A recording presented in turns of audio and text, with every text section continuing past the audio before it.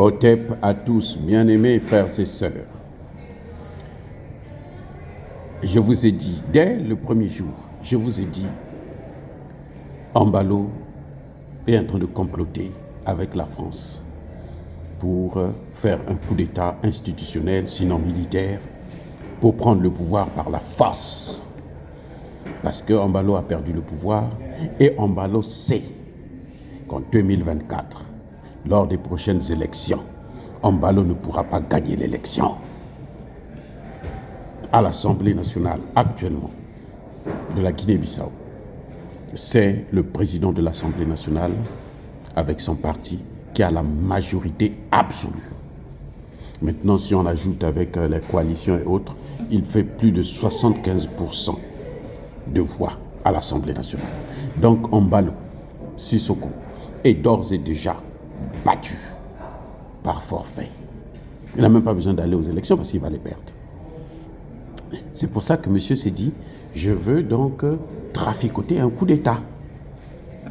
Et c'est ce qui s'est passé. Maintenant, il y a des signes militaires et il y a des signes de langage. Je vous ai toujours dit que en diplomatie, tout compte, tout.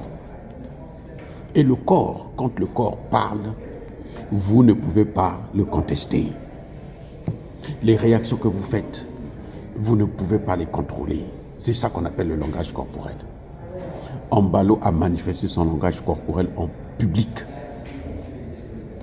Embalo qui avait laissé l'uniforme, il a enlevé la veste pour remettre l'uniforme.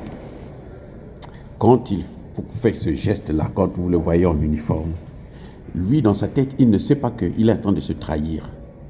Les gens qui comprennent la science du langage, le langage corporel, ils voient là que non, monsieur est en train de faire un coup d'État. Donc c'est lui qui est en train de vouloir déstabiliser son propre pays. Embalo Sissoko est l'artisan du coup d'État en cours actuellement en Guinée-Bissau. Je dis en cours parce que c'est pas sûr d'ailleurs qu'il puisse le gagner, qu'il puisse réussir. C'est pour ça que je dis que c'est un coup d'État en cours. Parce que la situation est difficile. Je vous ai dit dans ma dernière vidéo que l'armée occupe la radio et la télévision. En fait, c'est Embalo qui a envoyé les militaires pour occuper la radio et la télévision. Mais ce que je ne vous ai pas dit, ce que je n'avais pas comme information, c'est que l'armée là, est divisée. Il y en a qui disent que nous, cette fois-ci, nous voulons aller voir les choses au clair. On veut peut-être manipuler. Embalo Sissoko a tenté de quitter le pays pour aller à Lisbonne. Eh bien, là-bas, on lui a fermé la porte non grata. Parce que tout le monde sait que c'est lui qui est en train de comploter. Vous avez sur RFI, on va vous dire que non, il n'y a pas eu coup d'État du tout. Oui, c'est un peu vrai. Mais moi, je vous dis qu'il y a eu un coup d'État, mais ce n'est pas un coup d'État de l'opposition, c'est un coup d'État d'Embalo.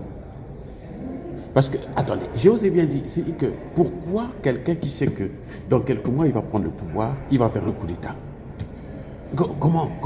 Comment expliquer ça? C'est pas possible. Tu sais que tu vas gagner le pouvoir. C'est toi qui vas prendre la présidence. C'est pour ça d'ailleurs que le chef du parti de l'opposition, Domingos, qui est actuellement le président de l'Assemblée nationale, a nommé quelqu'un d'autre comme Premier ministre. Parce que lui, il attend le gros lot. Il sera le prochain président. Vous voyez? Donc, Embalo avait fait monter son coup avec la France, comme d'habitude. On va outrepasser les institutions, et puis, bon, on va prendre le pouvoir et on va faire ce qu'on veut de ça.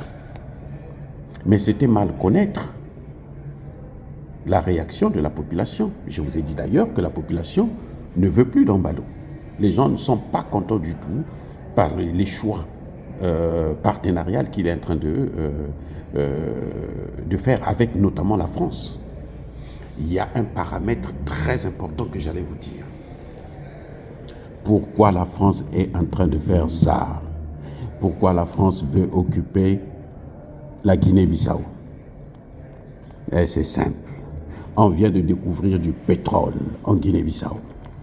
Et la France veut mettre la main dessus. Lorsque vous voyez la France en train de s'agiter comme ça, c'est qu'il y a quelque chose derrière.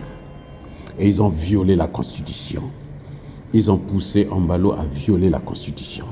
Dans son fameux coup d'État, qui n'était pas un coup d'État. Parce que si c'était un coup d'État de l'opposition, quand on fait un coup d'État, on occupe la radio, on occupe la télévision.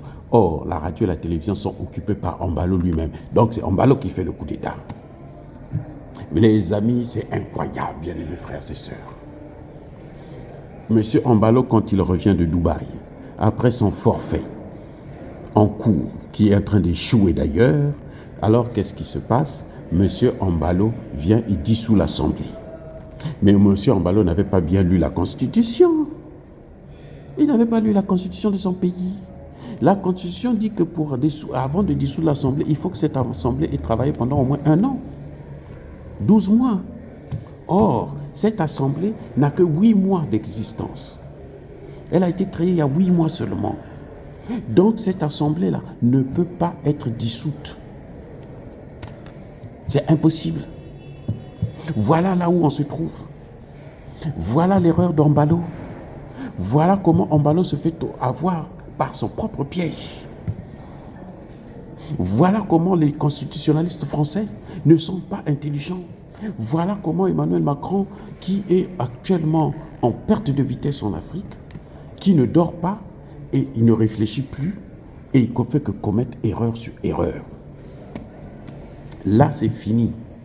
Parce que le Portugal sait que c'est la France qui est en train de faire ça. Et le Portugal aussi n'est pas content, justement. C'est pour ça d'ailleurs que le Portugal a refusé de recevoir Embalo. S'il sort, probablement qu'il va aller au Sénégal. Donc, voilà comment un homme qui a fait la gueule pour rien, il a parlé une force anti-putsch, alors que lui-même c'est un putschiste. Sans oublier que je vous ai déjà dit ça à plusieurs reprises, que c'est un narcotrafiquant. Il sort du trafic de la drogue, ce type. Et il a détourné beaucoup d'argent, beaucoup de milliards. Il est allé prendre un prêt à la Banque mondiale et il a voulu que la Banque mondiale verse l'argent sur son compte personnel, offshore. La Banque mondiale ne l'a pas fait. Et il est dans des problèmes. Maintenant, ils s'entendent avec les Français qui veulent contrôler le pétrole de la Guinée pour faire un coup d'État. Et là, ça est en train d'échouer. L'opposition, ils avaient été interdits de s'organiser, de se réunir, d'avoir des sessions de l'Assemblée nationale. Aujourd'hui, au moment où je vous parle, ils ont eu une session, mercredi 6 décembre 2023. Il y a eu une session de l'Assemblée. Embalo avait mis des militaires autour du Parlement pour ne pas laisser le président de l'Assemblée rentrer dans la session, dans la salle. Le président de l'Assemblée est rentré parce que l'armée est divisée. Il y a une tranche de l'armée qui dit « si vous bougez, nous, on vous déclenche la guerre ». Parce qu'ils connaissent ce qui est en train de se passer, parce qu'ils ont compris le jeu qu'Embalo est en train de manigancer. Et donc, maintenant, ce qui se passe, c'est quoi? C'est que finalement, Embalo sera obligé de baisser les bras. Donc, le coup d'État a échoué et c'est fini. Maintenant, on va vers certainement que Embalo lui-même risque de tomber. Parce que maintenant qu'il a été découvert, maintenant qu'on comprend le jeu qu'il est en train de faire avec son partenaire français, avec Emmanuel Macron, eh bien, les choses vont maintenant changer demain. Le pouvoir va complètement changer demain. Mais en tout cas, ce qui est bien, c'est que l'opposition veut continuer et aller aux élections. C'est pour ça que le président de l'Assemblée a demandé au Premier ministre que Embalo venait de virer, de reprendre le travail et de continuer son travail comme si rien n'était. C'est à Embalo lui-même de démissionner. Et là, pour l'instant, il est dans une situation difficile et pratiquement introuvable. Dire cela, c'est inciter à la haine ou à la violence. Non. Je vous avais dit déjà dès le début que M. Embalo est en train de faire un coup d'État. Vous avez vu vous-même par rapport à son état vestimentaire. Vous comprenez tout de suite qu'effectivement, il est dans la logique de coup d'État. Il n'a pas compris que il faut contrôler aussi ses émotions quand on veut faire ce genre de choses. Et qu'on ne peut pas continuer. L'Afrique aujourd'hui ne veut plus revenir dans le chaos comme ils l'ont toujours fait. Bien-aimés frères et sœurs, encore une fois de plus, soyez bénis. Je persiste et je cite. Soyez abondamment bénis par le Dieu des Kémites et par nos ancêtres angélisés.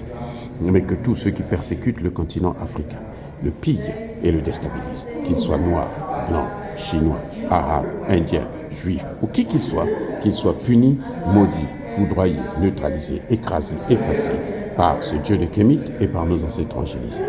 Vive l'Afrique éternelle, j'ai dit et j'assume.